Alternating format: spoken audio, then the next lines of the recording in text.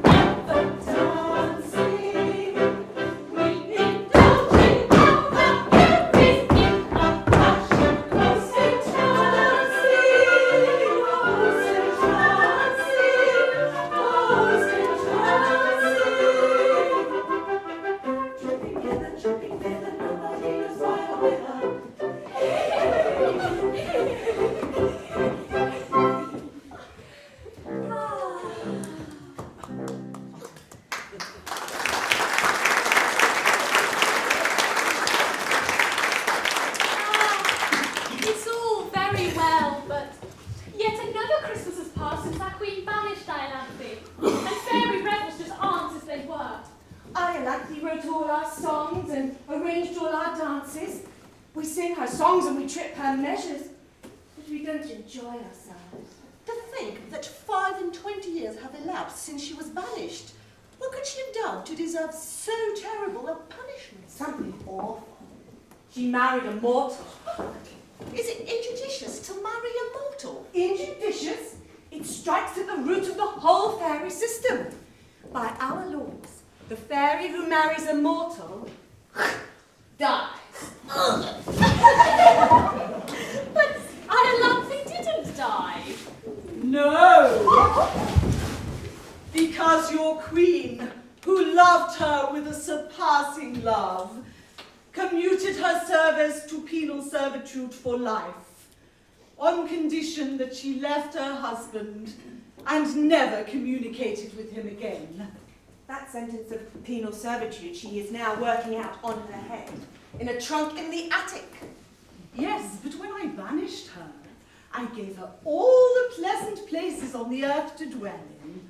I'm sure I never intended that she should go live in a trunk up in the attic. It makes me perfectly wretched to think of the discomfort she must have undergone. Think of the dust. And her chest was always delicate. And the mice! Oh, I'm sure I shan't understand why Iolanthe went to live with the mice. Then why not summon her and ask her? Why? Why? Because if I set eyes on her, I should forgive her at once. Then why not forgive her? 25 years, it's a long time. Think how we loved her. Loved her? What was your love to mine? Why? She was invaluable to me. Who taught me to curl myself into a Christmas cracker? Iolanthe. Who taught me to swing upon the tinsel? Iolanthe. Who taught me to dance like a snowflake, to flit amongst the fairy lights, to dive into the Christmas sherry? Iolanthe. She certainly did surprising things. Oh, give her back to us, Grey Queen, for your sake, if not for ours. Oh, I should be strong, but I am weak. I should be marble, but I am clay. Her punishment has been heavier than I expected, but, well, it shall be as you wish. It shall be as you wish.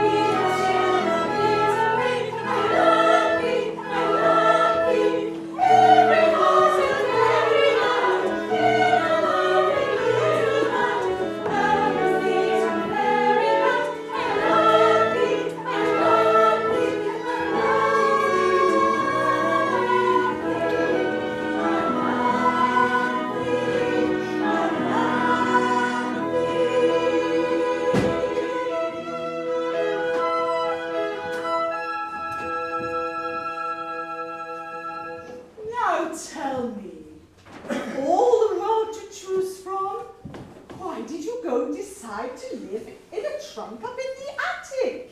To be near my son, Strephon. Bless my heart. I did not know you had a son. He was born soon after I left my husband, by your royal command. But he does not even know of his father's existence. How old is he? 24. 24? No one to look at you would think that you had a son of 24. That's one of the advantages of being immortal. We never grow old. Is he pretty? He's extremely pretty. But he is inclined to be stout. I see no objection to stoutness. In moderation. And what is he? He's a humble shepherd, and he loves Phyllis, a ward in Chancery. A mere shepherd. And he half a fairy. He's a fairy down to the waist, but his legs are mortal. Dear me. I don't suppose I am more curious than anybody else, but I must confess, I should like to see someone who is a fairy down to the waist, but whose legs are mortal. Nothing easier, for here he comes.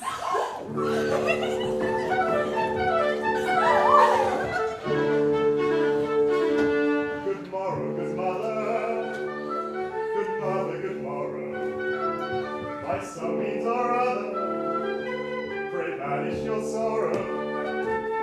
Join me on telling my bosom is swelling, so join in a measure expressing in pleasure, for I'm to be married today, today. Yes, I'm to be married today. Yes, he's to be married today, today. Yes, he's to be married today.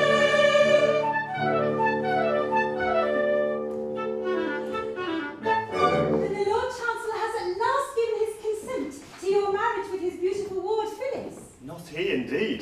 To all my tearful prayers he answers, Shepherd lad, is no fit helpmate for a ward in Chancery. I stood in court, and there I sang him songs of Arcady, a flagellant accompaniment, but all in vain. At first he found it amusing, so did the bard, but quickly tiring of my song and pipe, he bade me get out. A servile usher then, crumpled bands and rusty bombazine, led me, still singing, out onto Chancery Lane. I'll go no more. I'll marry her today and break the usher. Be what it Who are these? Oh, Strephon, rejoice with me. My queen has pardoned me. Pardon you, mother. This is good news indeed. And these ladies are my beloved sisters. Your sisters? Then they are my aunts. A pleasant piece of news for your bride on the eve of her wedding. Oh, hush, no. My bride knows nothing of my fairyhood. I dare not tell her lest it frighten her. She thinks me mortal and prefers me so. Your fairyhood doesn't seem to have done you much good. Much good. My dear aunt, it's the curse of my existence. What's the use of being half a fairy? My body can creep through a keyhole, but what good is that when my legs are left kicking behind? I can make myself invisible, down to the waist. But what good is that when my legs remain exposed to view? My brain is a fairy brain, but from the waist downwards I'm a gibbering idiot. My upper half is immortal, but my lower half grows older every day and must one day die of old age. What's to become of my upper half when I've buried my lower half? I really don't know. Poor fellow, I see your difficulty. But with a fairy brain, you should seek an intellectual sphere of action. Let me see. I've a borough or two at my disposal. Would you like to go into Parliament? A fairy member? Well, that would be delightful. I'm afraid I should do no good there. You see, down to the waist I'm a Tory of the most determined description. But my legs are a pair of confounded radicals. And in a division would be sure to send me into the wrong lobby. They're 2 to 1. It's a strong working majority. Don't let that distress you. You shall be returned as a liberal conservative, and your legs will be our peculiar care. I see your majesty does not do things by halves. No! We are fairies down to the feet.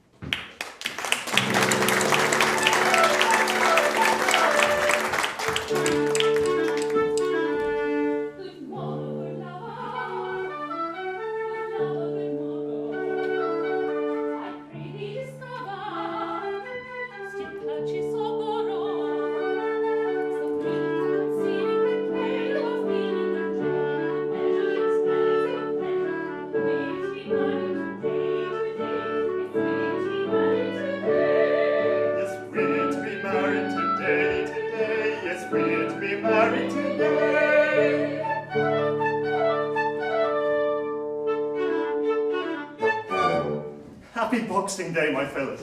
And today we are to be made happy forever. Well, we're to be married. It's the same thing. I suppose it is. But, oh, Strephon, I tremble at the step I'm taking. I believe it's penal servitude for life to marry a ward of court without the Lord Chancellor's consent. I shall be of age in 2 years. Don't you think you could wait 2 years? 2 years? Have you never looked in a glass? No, never. Then look at that. And tell me if you think it rational to expect me to wait 2 years. Oh, no. No, you're quite right. It's asking too much. One must be reasonable. And who knows what could happen in that time? You might fall in love with the Lord Chancellor himself. Yes, he's a clean old gentleman.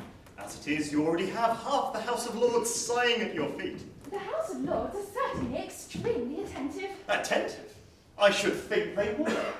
Why have 25 Liberal peers organised a Boxing Day shoot over the croquet lawn? It can't be the Sparrows. Why are 25 Conservative peers breaking the ice at the crack of dawn on the pond? Don't tell me it's the goldfish. Talk about Lords of League. No, delays are dangerous, and if we are to marry, the sooner the better.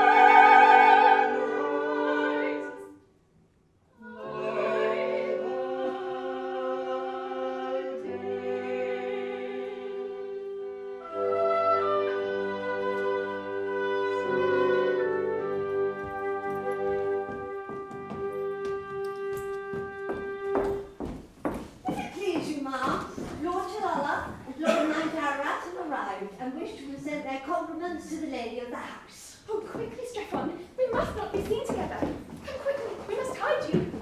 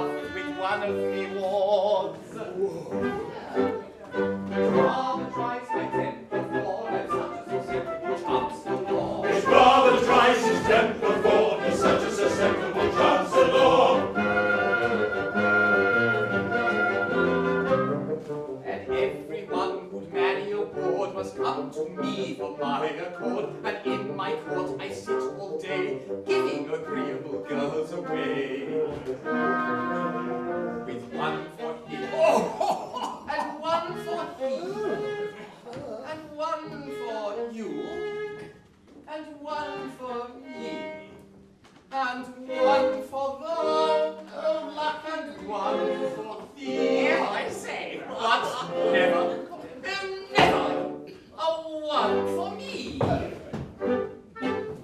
Which is exasperating for a highly susceptible chancellor. Which is exasperating for a highly susceptible chancellor.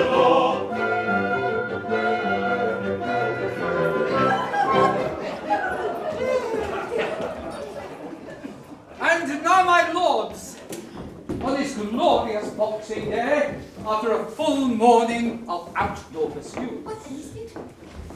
we must commence with the business of the day. Oh, by all means. Phileas, who is a ward in Chancery, has so captivated your lordships that you have appealed to me in a body to give her to whichever one of you she thinks it proper to select. And a noble lord has just gone to request her immediate attention and attendance. It would be idle to deny that I myself have the misfortune to be singularly attracted by this young person. My regard for her is rapidly undermining my constitution. 3 months ago, I was a stout man. Say no more. If I could reconcile it with my duty, I should unhesitatingly award her to myself. For I can conscientiously say that I know no man so well suited to render her exceptionally happy. But such an award would be open to misconstruction, and so, at however painful the consequences, I waive my claim. My lord, I desire on the part of this house to express its sincere sympathy for your lordship's most painful position. I thank your lordships. The feelings of a Lord Chancellor who is in love with a ward of court are not to be envied. What is his position? Can he give his own consent to his own marriage to his own ward? Can he marry his own ward without his own consent? And if he marry his own ward without his own consent, can he commit himself for contempt of his own court? And if he commits himself for contempt of his own court, can he appear by counsel before himself to move for arrest of his own judgment? Ah, my lords, it is indeed painful to have to sit on a wool sack which is stuffed with such thorns as these. My lords, I have much pleasure in announcing that I have succeeded in inducing the young person to present herself at the bar of this house.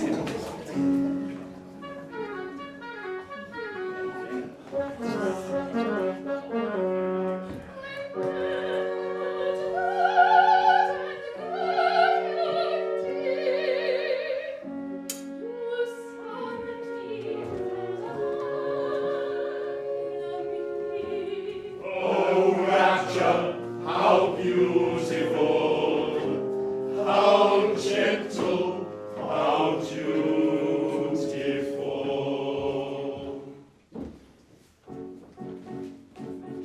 Of all young ladies I know, this pretty young lady's the fairest.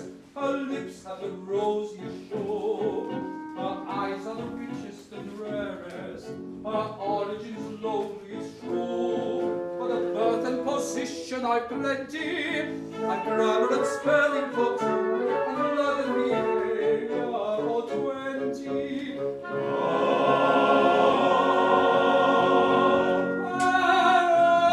Marriage is lonely, it's true. I grammar and spelling for 2, for birth and position I've plenty, with love and behavior for 20.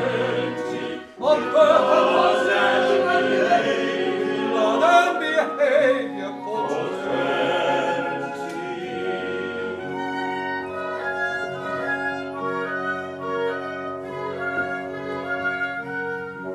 Though the views of the house have diverged on every conceivable notion, all questions of party are merged in a frenzy of love and devotion. If you ask us distinctly to say what party we dare to belong to, we reply without doubt or delay, the party we're singing this song to.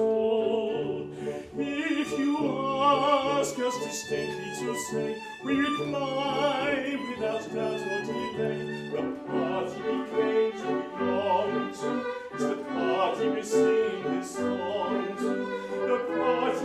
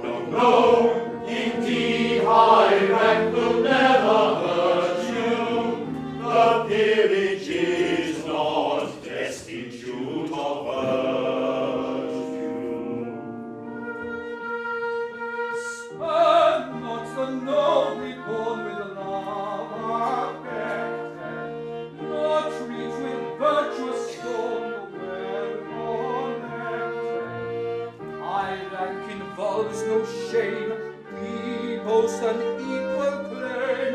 Read him of humble name to be respected. Blue blood, when virtuous love is sought, like heart is naught, or dating from the blood, blue blood, blue blood. When virtuous love is sought, thy power is naught, ordained from the blood, blue blood. And us the bitter pain of standing nigh, nor with low-born disdain augment our pride. Hearts just as pure and fair may beat in Belgrade Square, as in the lowly air of 7 dials. Blue blood, of what availeth thou to serve us now, though dating from the blood, blue blood, blue blood. Of what availeth thou to serve us now, ordained from the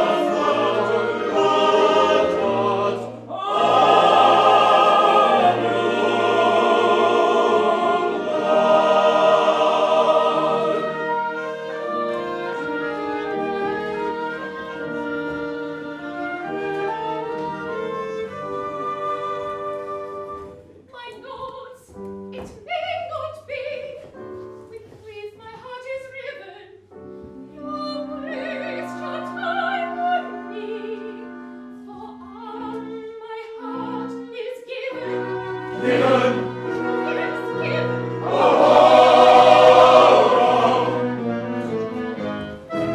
And who has dared to brave our displeasure? I must defy our definite command. 'Tis I, young Strephon, mine this priceless treasure. Against the world, I claim my darling's hand.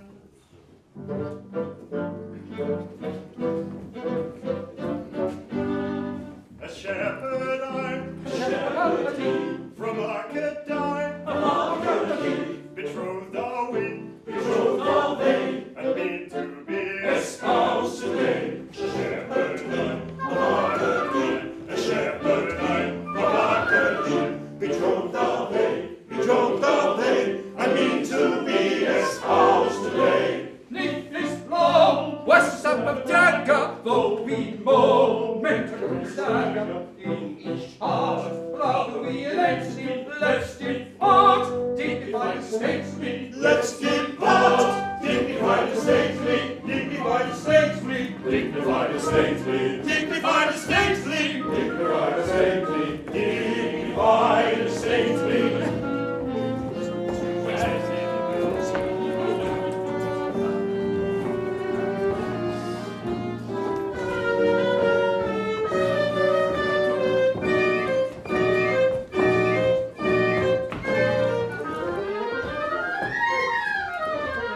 Though our hearts are badly bruising, in another suit are choosing, let's pretend it's most amusing, let's pretend it's most amusing. Ha ha ha, ha ha ha, ha ha ha, tantara, tantara, tantara, tantara, da da da da. Tantara,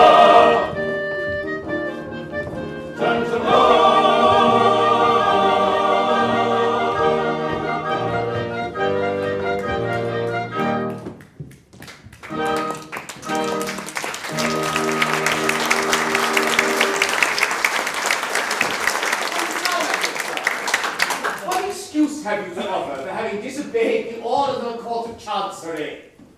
My lord, I know no courts of chancery. I go by nature's acts of parliament.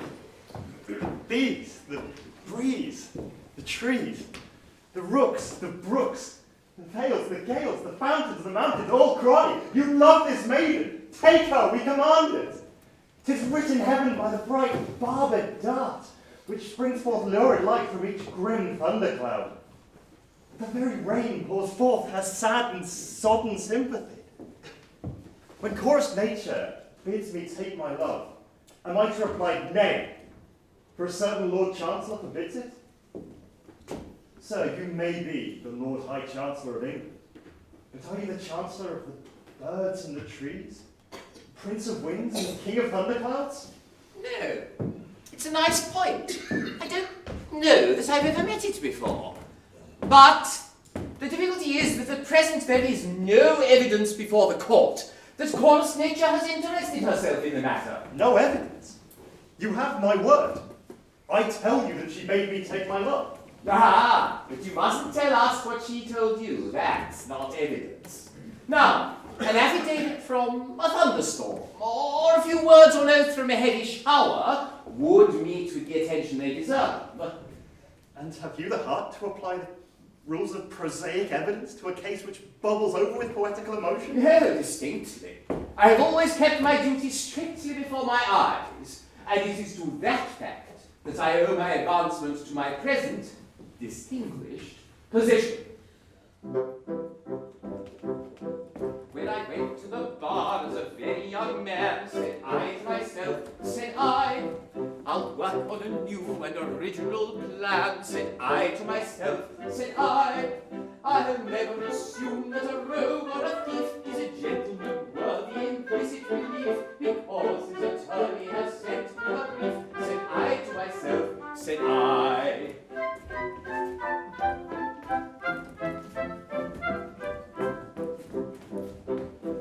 Ere I go into court, I will read my brief through, said I to myself, said I, and I'll never take work I'm unable to do, said I to myself, said I, my learned profession will never disgrace by taking a fee with a grin on my face when I haven't been there to attend to the case, said I to myself, said I.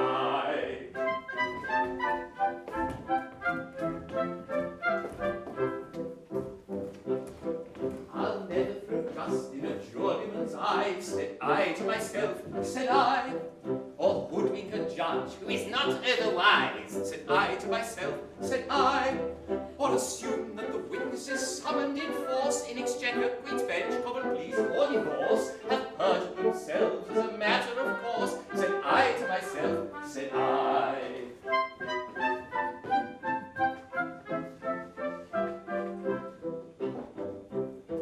In other professions in which men engage, said I to myself, said I, the army, the navy, the church, and the stage. Oh, you are simply marvelous, darling. Mwah! Said I to myself, said I, professional license if carried too far, your chance of promotion will certainly mar, and I fancy the rule might apply to the bar. Said I to myself, said I.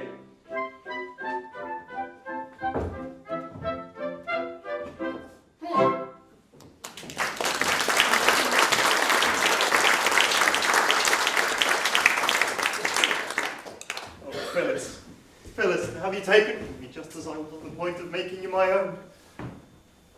It's too much. It's too much. My son in tears? And on his wedding day? My wedding day? Oh, mother, weep with me. The law is interposed between us, and the Lord Chancellor has separated us forever. The Lord Chancellor? Oh, if he did but know. If he did but know what? No matter. The Lord Chancellor has no power over you. Remember, you are half a fairy. You can defy him. Down to the waist. But from the waist downwards, he can sentence me to prison for years. Of what avail is it that my body is free, if my legs are working out 7 years penal servitude? True. But take heart. My queen has promised you her special protection. I will go to her and lay your peculiar case before her. Oh, my beloved mother, how can I ever repay the debt I owe you?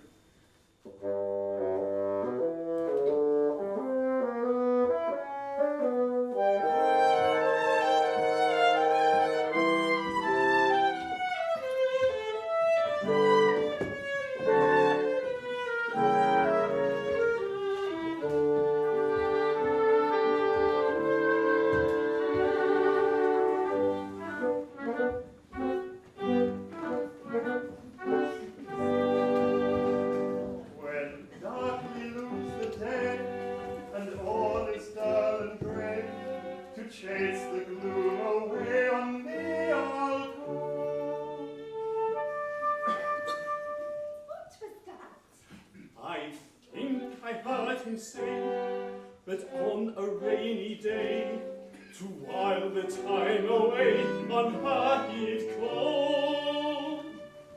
We think we heard him say that on a rainy day, to while the time away, on her he'd call.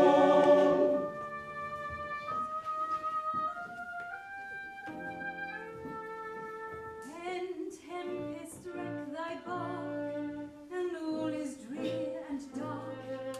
If thou shouldst need an ark, I'll give thee one. What was that? I heard the minx remark she'd meet him after dark inside St. James's Park and give him one. Heard the minx remark, she'd meet him after dark, inside St. James's Park and give him one. Prospects not so bad, my heart's so sore and sad, may very soon be glad of sorrow's sun. Oh, when the sky is dark, and tempests wreck my bark, if I should need an ark, you'll give me one. Give me one. Give me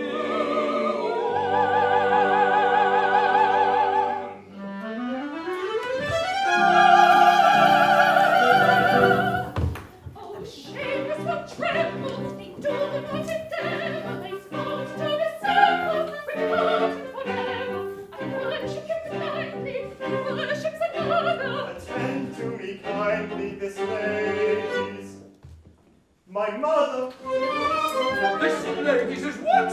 This lady's my mother. This lady's is what? He says she's his mother.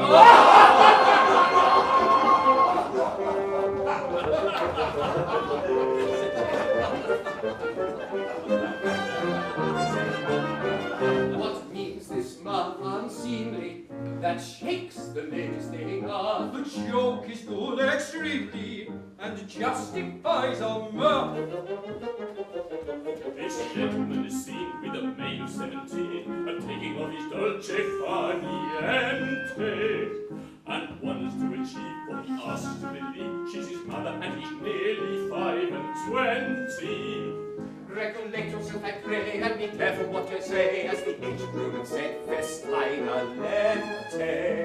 For I really do not see how so young a girl could be the mother of a man of 25.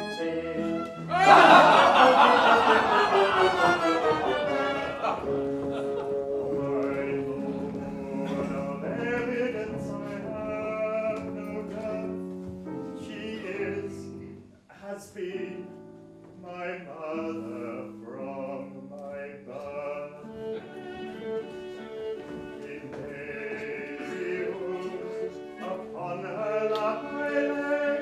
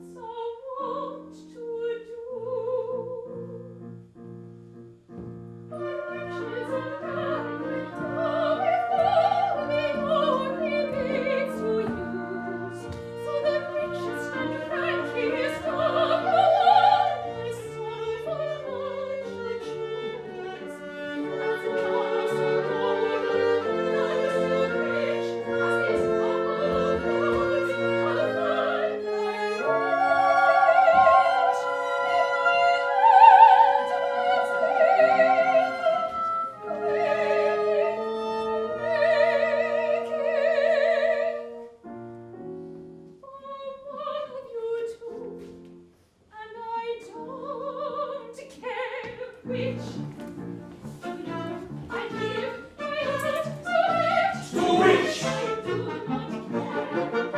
To you I give kisses which are To whom? not compare. Because the life is She's whose? your affair. Of me account shall I For what? I do not care. Lucky little lady, Strephon's not is shady, rank it seems is vital. Countess is the title, yes, Countess, Countess, the title, the title. But of what I'm not aware, but of what I'm not aware. Can I enact to see my fortune fade? No, no, Oh, ho, no, no. oh, ho. Mighty protectress, hasten to my aid.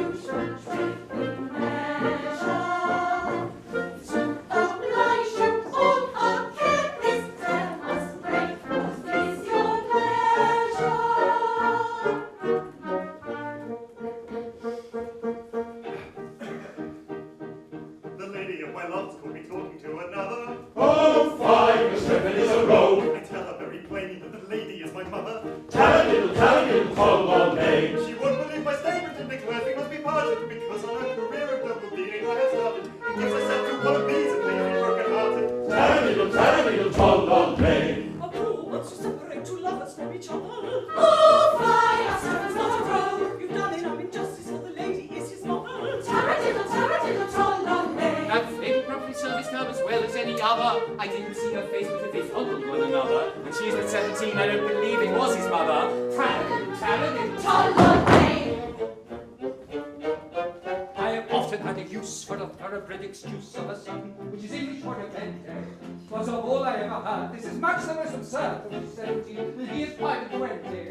She's 17 and he is only 5 and 20. Oh, fine, Strephon is a rogue. Now listen, pray to me, for this paradox will be carried nobody at all contradicente. Her age upon the date of his birth was my mistake. If she's 17 and he is 5 and 20. She's 17 and he is only 5 and 20. To say she is his mother is an utter bit of folly. Oh, fine, Miss Strephon is a rogue. Perhaps his brain is addled and he's very melancholy. Taradiddle, toll on me. I couldn't say a word that could be reckoned as injurious, but to find a mother younger than the son is very curious. And that's a kind of mother that is usually experience. Taradiddle, toll on me.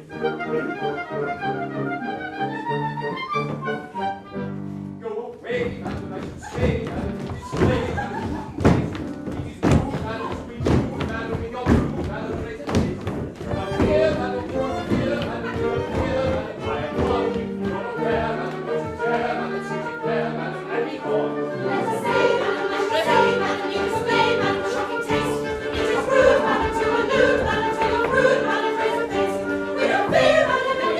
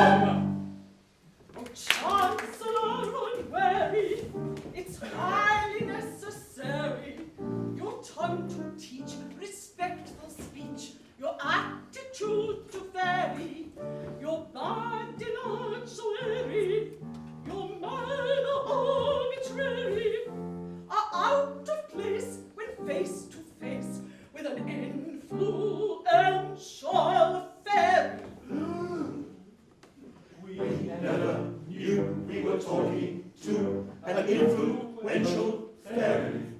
A plague on this vagary, I'm in a nice quandary of hasty tones with dames unknown. I ought to be more chary. It seems that she's a fairy from Anderson's library, and I told her for the proprietor of a ladies' seminary. We took her for the proprietor of a ladies' seminary. Take down our sentence as we speak it, and he shall wreak it. Our wrath, when gentlemen offend us, is tremendous. They meet who underrate our calling, doom appalling. So take down our sentence as we speak it, and he shall wreak it. Oh, spare us! Henceforth strife and cast away, flocks and pipes and reels so gay, flocks and hands and feet and all, into Parliament you shall go. Into Parliament we shall go, backed by a supreme authority, in command a large majority. Into Parliament, Parliament, Parliament, we shall go. Into Parliament we shall go. Into Parliament, Parliament, Parliament, we shall go. Into Parliament we shall go. In the parliamentary hive, liberal or conservative, Whig or Tory, I don't know, but into Parliament he shall go. Into Parliament we shall go, backed by a supreme authority, in command a large majority. Into Parliament, Parliament, he shall go. Into Parliament he shall go. Into Parliament, Parliament, Parliament, he shall go. Into Parliament he shall go. Every bill and every measure that may gratify his pleasure, though your fury it arouses, shall be passed by both your houses. Oh! You shall sit if he sees reason through each festive Christmas season. No! He shall ban from your agenda badly worded referenda. No! No! You shall swear this land expects it nevermore to mention. Title shall ennoble them, all the common council men. Peers shall teem in Christendom, and a duke's exalted station be attainable by competitive examination.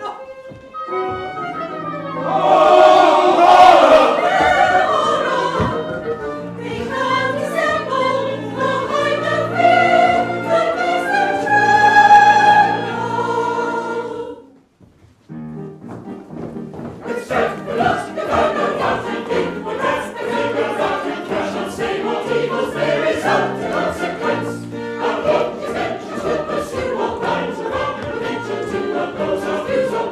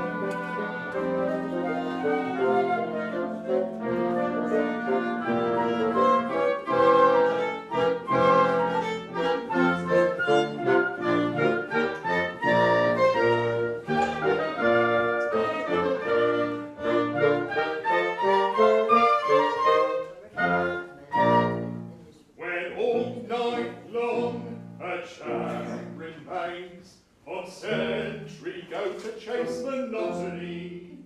He exercises off his brains. That is, assuming that he's got any. Though never nurtured in the lap of luxury, yet I admonish you.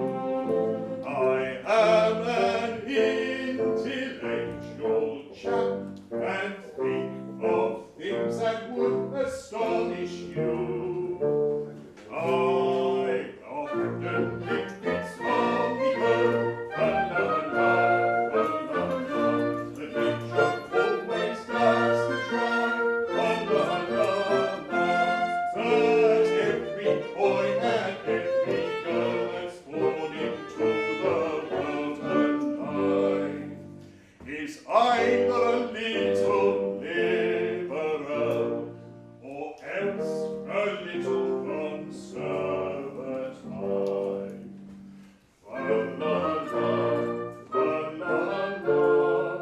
Is either a little liberal or else a little conservative.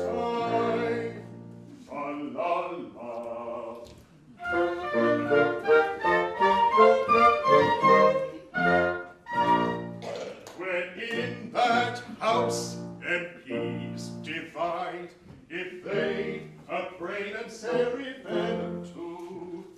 They've got to leave that brain outside and vote just as their leaders tell them to.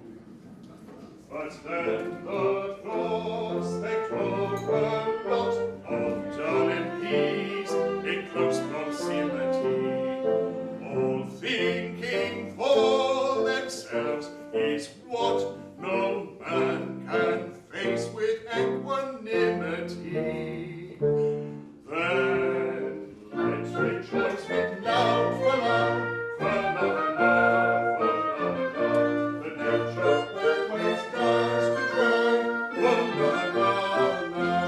That every boy and every girl that's born into the world alive is either a little liberal or else a little conservative.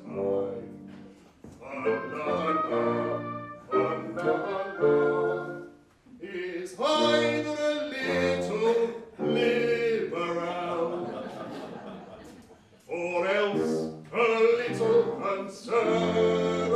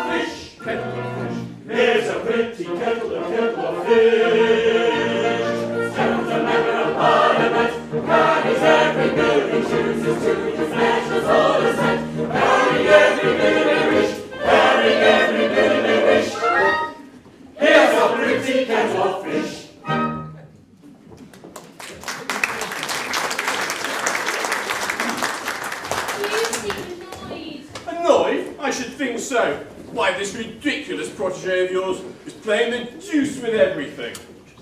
Today is New Year's Eve, and tomorrow is his second reading of the bill to throw the peerage open to competitive examination. And he'll carry it too. Carry it? Of course he'll carry it. He's a parliamentary Pickford. Carries everything. Yes, if you please. That's our fault. Yes, we influence the members and compel them to vote, just as he wishes them to. It's our system, shortened for the debates. Yes, but think what it means. I don't so much mind for myself, but with a house of peers with no grandfathers worth mentioning, the country must go to the dogs. Yes, I suppose it must. I don't want to say a word against brains.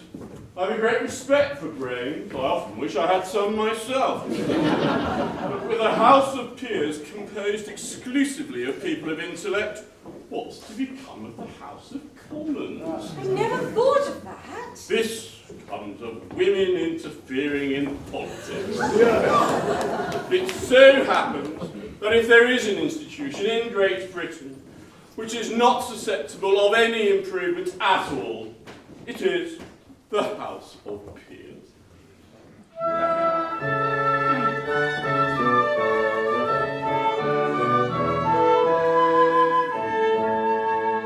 When it really ruled the waste in good Queen Bessie's time, the House of Peers made no pretence to intellectual eminence or scholarship sublime.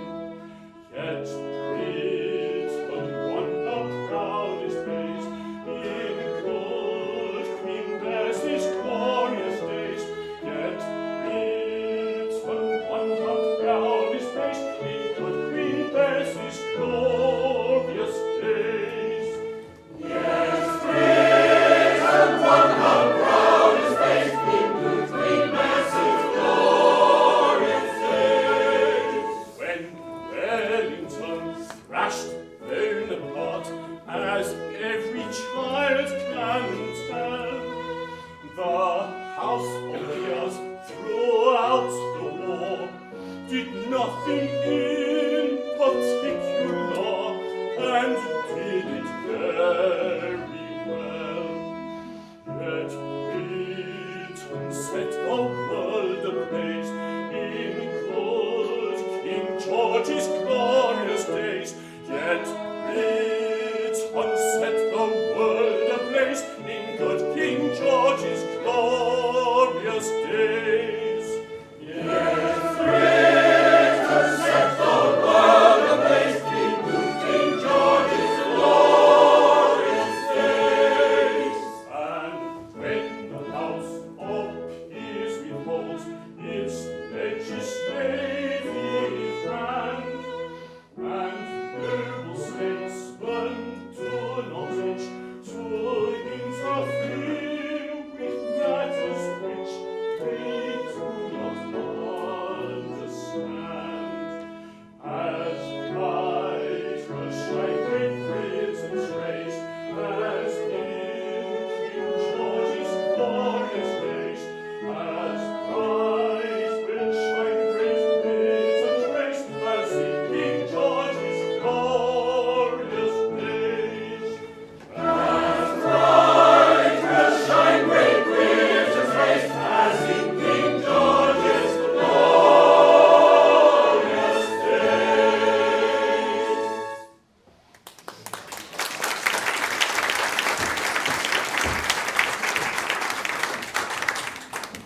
Charming persons, are they not? Distinctly, for self-contained dignity combined with airy condescension. Give me a British representative here. Pray stop this protégé of yours before it's too late. Think of the mischief you're doing. Can't stop him now. Are they lovely? Oh, why did you have to go and defy us, you great geese? In vain to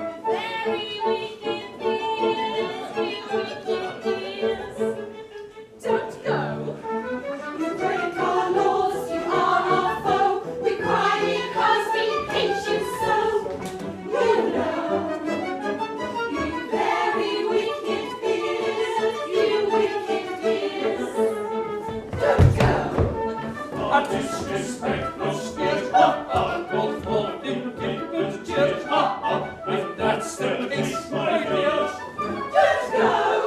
We'll go. Oh, shame upon you. Is this your fidelity to the laws you are bound to obey? Know ye not that it is death to marry a mortal? Yes, but it's not death to wish to marry a mortal. If it were, you'd have to execute us all. Oh, this is weakness. Subdue it. We know it is weakness, but the weakness is so strong. Not all as tough as you are. Tough? Do you think that I am insensible to the effects of manly beauty? Look at that man. A perfect picture. Who are you, sir? Private Willis, B Company, 1st Grenadier Guards. You are a very fine fellow, sir. I am generally admired. I can quite understand it. Now, there is a man whose physical attributes are simply godlike. That man has the most extraordinary effect upon me. If I yielded to a natural impulse, I should fall down and worship that man. But I mortify the inclination, I wrestle with it until it lies beneath my feet. That is how I treat my regard for that man.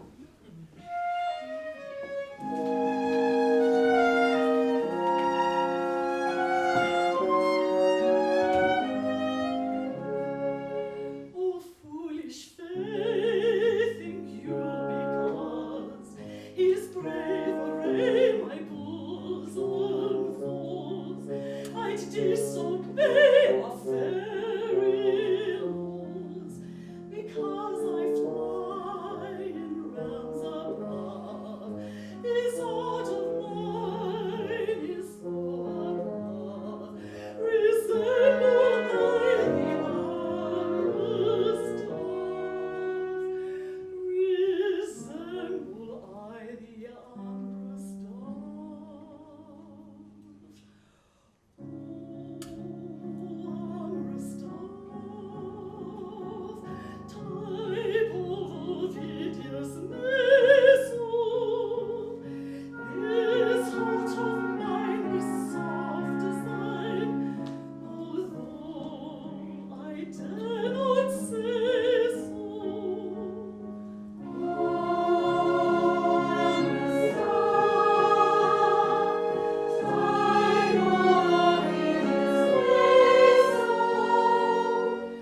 This heart of mine is soft as thine, although I dare not say so.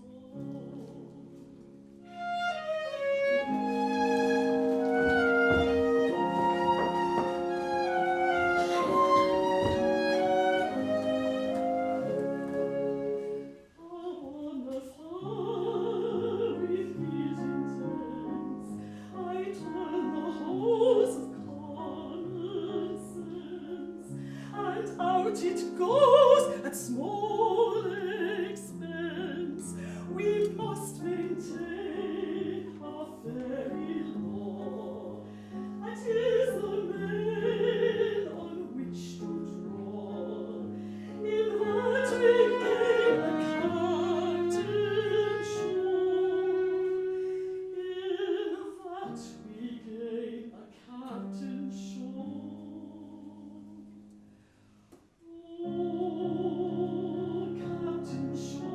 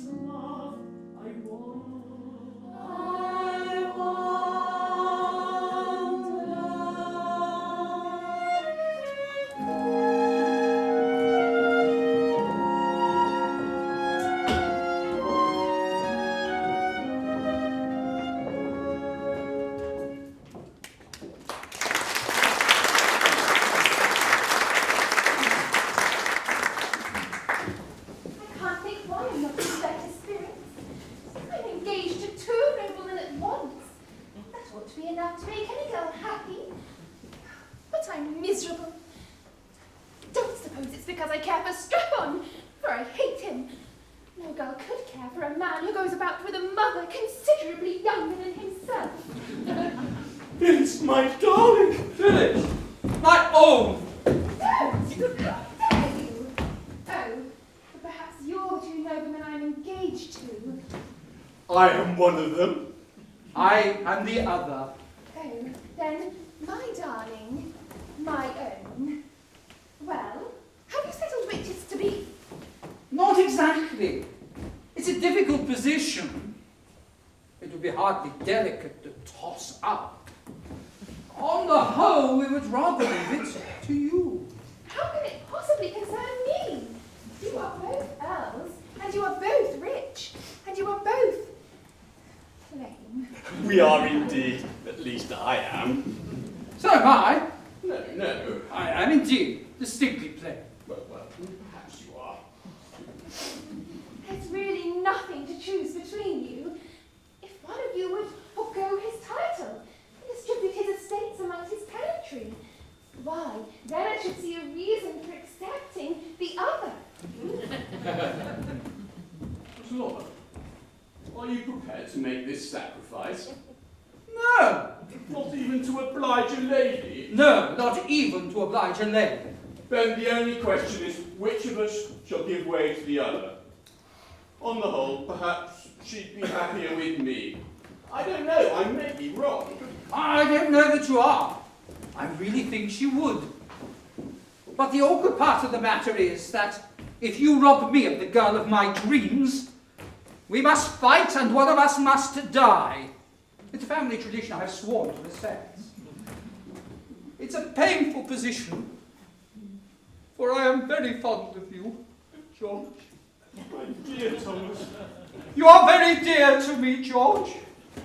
We were boys together. At least I was.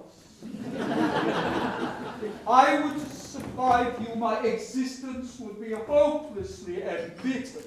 Then, my dear Thomas, you must not do it. I say it again and again. If it will have this effect upon you, you must not do it. If one of us is to destroy the other, let it be me. No, no! Oh yes, by our boyish friendship, I implore you. Very well. So be it.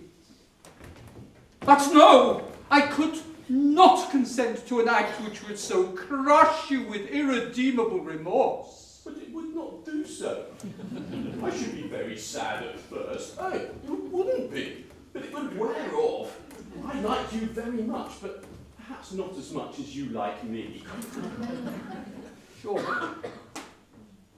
you're a noble fellow, George, but those telltale tears betray you. No, George, you are very fond of me, and I could not consent to an act which would send you for a week into unhappiness. But it would not last a week. Remember, you lead the House of Lords. On your demise, I shall take your place. Thomas, it wouldn't last a day. Now, I do hope you're not going to fight about me, because it's really not worthwhile. Well, you know, I don't believe it is. Nor I. The sacred ties of friendship are paramount. Though perhaps I may incur your blame, the things of you I would not do in friendship's name. And I may say I think the same. Not even love should rank above your friendship's name. Find the lane, forget your craze and go your ways in friendship's name. In friendship's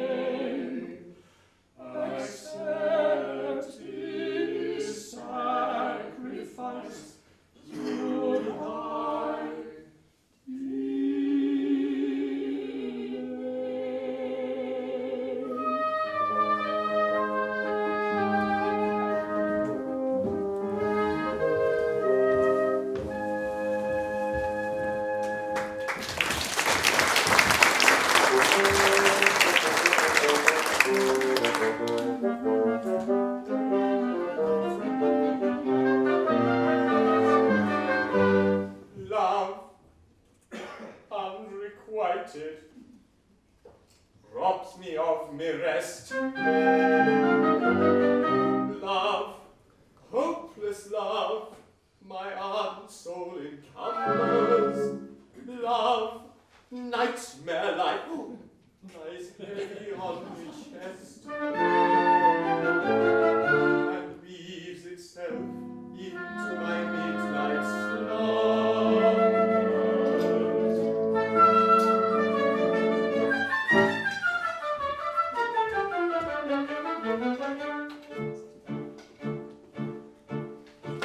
When you're lying awake with a dismal headache and repose is tabooed by anxiety, I conceive you may use any language you choose to indulge in without impropriety. For your brain is on fire, the bedclothes conspire of usual slumber to plunder you. First your counterpane goes and uncovers your toes, then your sheet slips demurely from under you.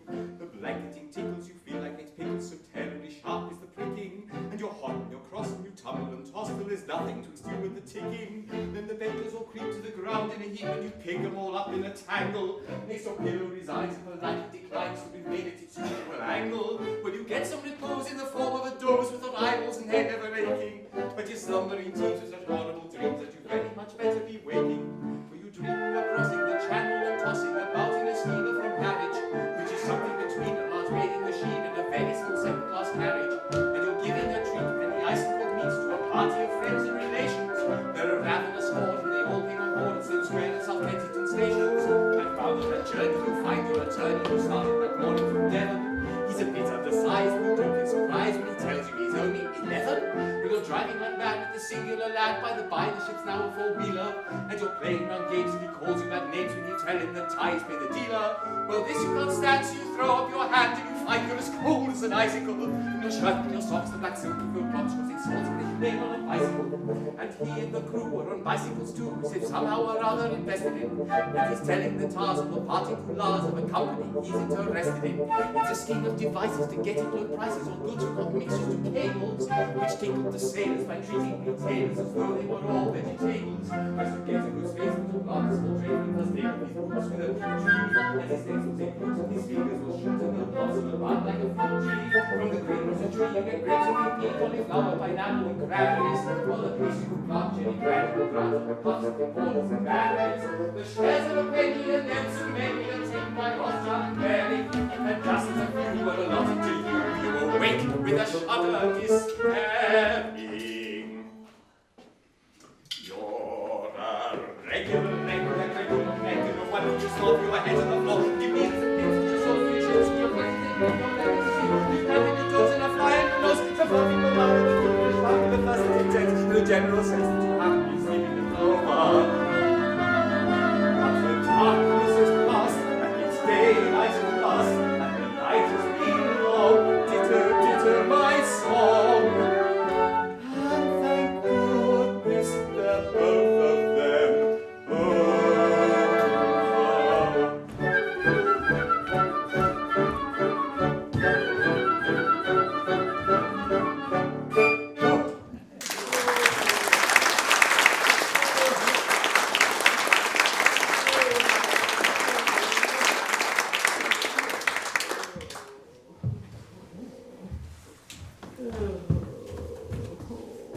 I am much distressed to see your lordship in this condition. My lords, it is seldom that a Lord Chancellor has reason to envy the position of another, but I am free to confess that I would rather be 2 earls engaged to Phyllis than any other half-dozen noblemen upon the face of the globe. Yes, it's an enviable situation when you're the only one. No doubt most enviable. And yet, seeing you thus, we naturally say to ourselves, this is very sad. His lordship is constitutionally as blithe as a bird. He trills upon the bench like a thing of song and gladness. His series of judgments in F sharp minor, given andante and 6/8 time, are among perhaps the most remarkable effects ever seen in a court of chancery. He is perhaps the only living example of a judge whose decrees have received the honour of a double encore. How can we bring ourselves to do that which will deprive the Court of Chancery of one of its most remarkable features. I feel the force of your remarks, but I am here in two capacities, and they clash, my lords, they clash. I deeply grieve to say that in declining to entertain my last application to myself, I presumed to address myself in terms that render it impossible ever to apply to myself again. It was a most painful scene, my lords. Most painful. This is what it is to have two capacities. Let us be thankful that we are persons of no capacity whatsoever. Come now. Remember, you are a very kind and responsible gentleman, and you need have no hesitation in approaching yourself, so that you do so respectfully and with a proper show of deference. Oh, do you really think so? I do. Well then, I will nerve myself to another effort, but if that fails, then I resign myself to my fate. Follow me.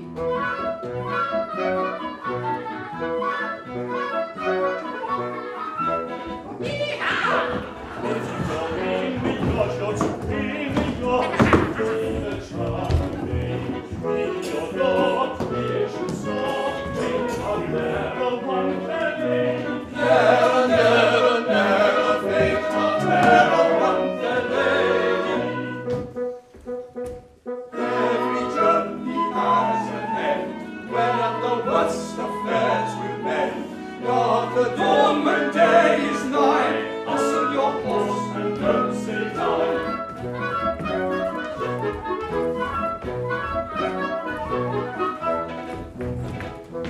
He who shies at such a prize, he's not worth the more of me.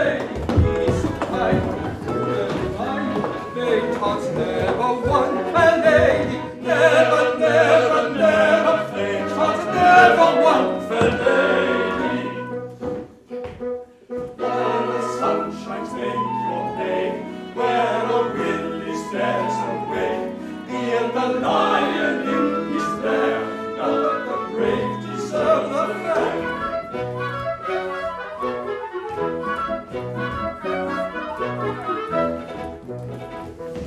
I'll take part and it will start. Though I fear the prospect shade, but I spend gain ahead. Fate must never want a lady. Never, never, never, fate must never want a lady. Nothing venture, nothing win. Blood is thick, but water's thin. In for a penny, in for a pound. It's love that makes the world go round. Nothing venture, nothing win. Blood is thick, but water's thin. In for a penny, in for a pound. It's love that makes the world go round.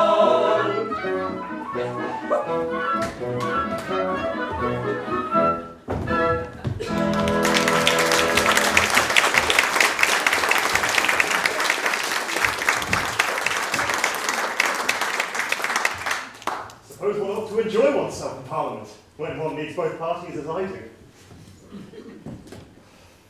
But I'm miserable. Poor, broken-hearted fool that I am. Oh, Phyllis. Phyllis! Yes. Phyllis! But I suppose I should call you my lady. I have not yet been informed what title your ladyship has pleased to select. I haven't quite decided. You see, I have no mother to advise me. No, I have. Yes, a young mother. Not very. A couple of centuries or so. Oh, she wears well. She does. She's a fairy. I beg your pardon. A what? Suppose I've no longer any reason to conceal the fact. She's a fairy. A fairy? Well, but that would account for a good many things. Then I suppose you're a fairy. I'm half a fairy. Which half? The upper half, down to the waistcoat. Dear me. There's nothing to show it. Don't thought you should take a dislike to me. But as it's all off, you may as well know the truth. I'm only half a mortal. But I'd rather have half a mortal I do love than half a dozen I don't. I think not. Go to your half dozen. There's only two, and I hate them. Please forgive me. I don't think I ought to. Besides, all kinds of difficulties will arise. My grandmother looks quite as young as my mother. So do my aunts. I quite understand. Whenever I see you kissing a very young lady, I shall know it's an elderly relative. You will? Then Phyllis, I think we'll be very happy. We won't wait long. No, we might change our minds. We'll get married first. And change our minds afterwards. That's the usual course.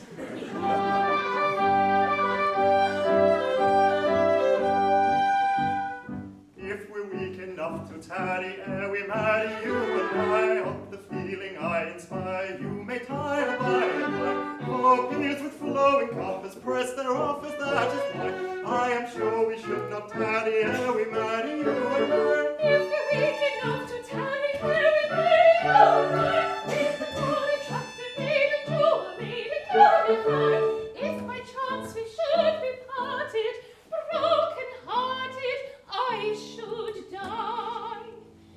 So I think we will not tarry ere we marry, you and I. If we're weak enough to tarry ere we marry, you and I, of the feeling I inspire, you may tire by and by. If we're weak enough to tarry ere we marry, you and I, of the feeling I inspire, you may tire by and by. So I think we will not tarry ere we marry, you and I, you and I, you and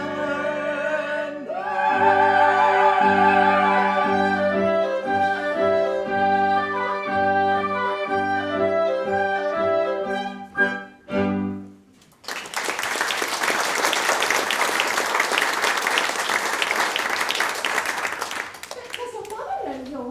I mean, is she aware of our engagement? She is. And thus she welcomes her daughter-in-law. She kisses just like other people. The Lord Chancellor. Oh, I forgot him. Mother, none can resist your fairy eloquence. You will go to him and plead for us? No, impossible. But our happiness, our very lives depend upon obtaining his consent. Oh, madam, you cannot refuse to do this. No, you know not what you ask.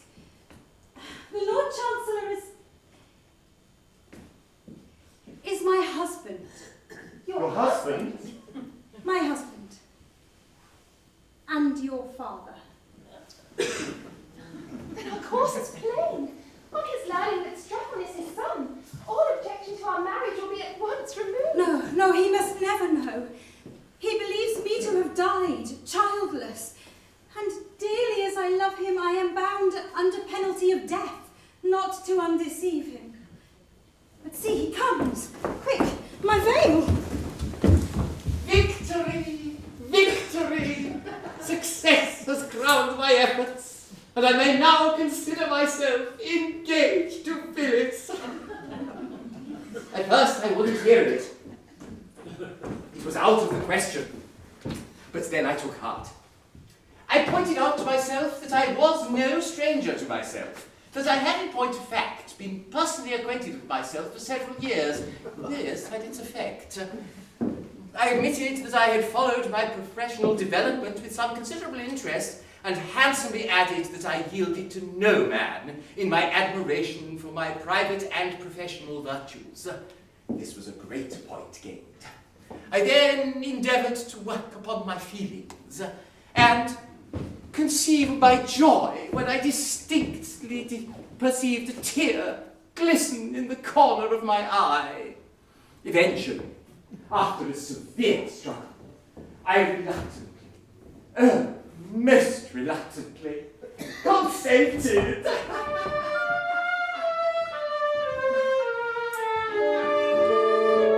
My lord, a suppliant at your feet I kneel.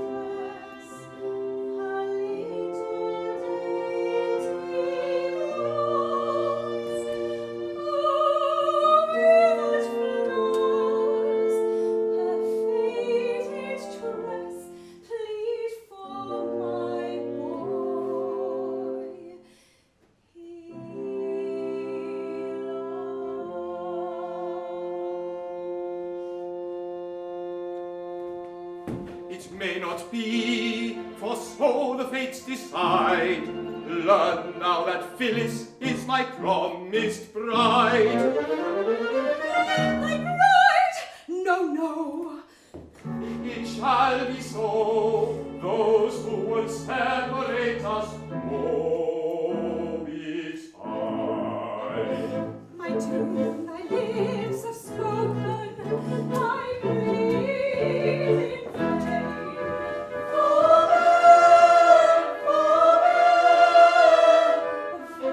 Already broken, I break again.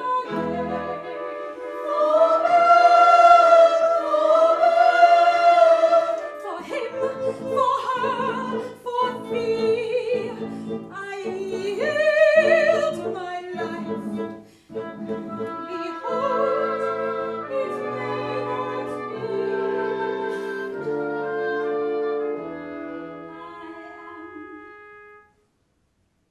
I am thy wife.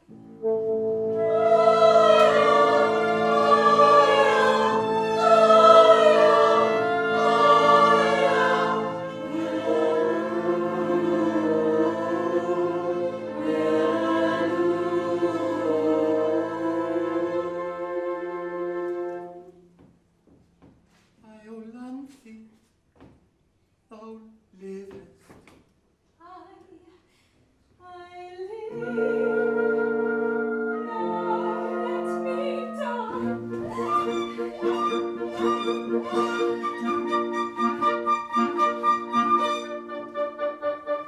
Once again my vows are broken. Thou thyself thy doom hast spoken.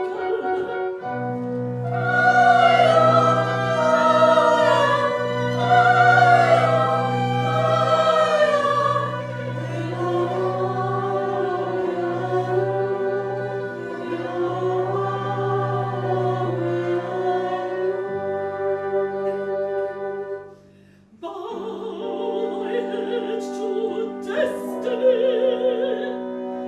Death thy doom, and thou shalt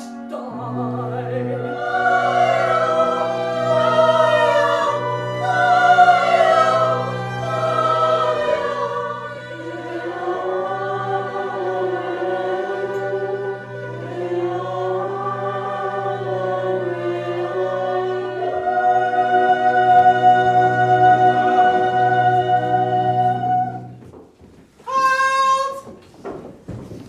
If Iolanthe must die, then so must we all. For as she has sinned, so have we. What? We are all fairy duchesses, marchionesses, countesses, viscountesses, and baronesses. It's our fault. They couldn't help themselves. It seems they have helped themselves, and pretty freely too. But I can't slaughter the whole company. It states very clearly that every fairy must die who marries a mortal. Allow me, as an old equity draftsman, to make a suggestion. The subtleties of the legal mind are equal to the emergency. The thing is really quite simple. The insertion of a single word should do it. Yes, let it stand that every fairy shall die who don't marry a mortal. There you are, out of your difficulty. Oh, we like your humour. Very well. Private Willis. Come. In order to save my life, it is necessary that I marry at once. How would you like to be a fairy guardsman? Well, I don't think much of the British soldier who wouldn't ill-convenience himself to save a female in distress. You are a brave fellow. You are a fairy from this moment. And now you, my lords, how say you?